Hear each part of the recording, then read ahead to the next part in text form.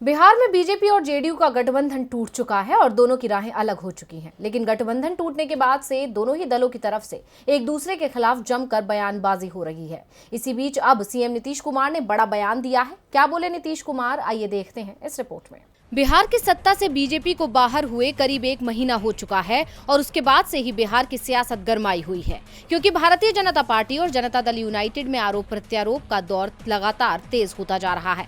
हालांकि ये सिलसिला गठबंधन में रहते हुए भी जारी था, लेकिन अब कुछ ज्यादा ही बढ़ गया है। अब इन सब के बीच सीएम नीतीश कुमार ने अपनी गलती पर पछतावा किया है। दरअसल बीजेपी को घेरते हुए सीएम नीतीश ने कहा कि 2017 में बीजेपी के साथ जाना मूर्खता थी और अब जीवन में कभी भी बीजेपी से जदयू का समझौता नहीं हो सकता।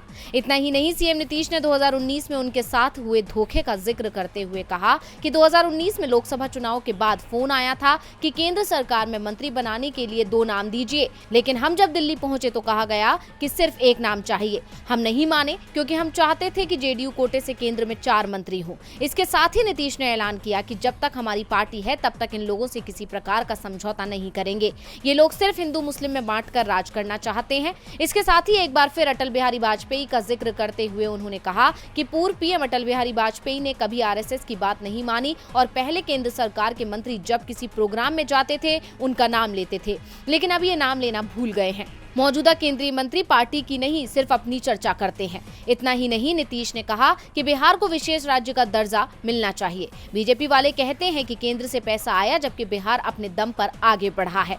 बीजेपी से नाता तोड़ने के बाद नीतीश के ये तेवर बता रहे हैं कि 2024 लोकसभा चुनाव बीजेपी के लिए बड़ी चुनौती बनने वाला है। डीबी लाइव की रिपोर्ट। हमारे चैनल से जुड़े रहने के लिए YouTube पर टाइप करें डीबी लाइव, सब्सक्राइब बटन को क्लिक करें और बेल आइकन को दबाना न भूलें, ताकि खबरें आप तक पहुंचती रहें। देखते रहिए डीबी लाइव, क्योंकि यहाँ हैं खबरें लगातार।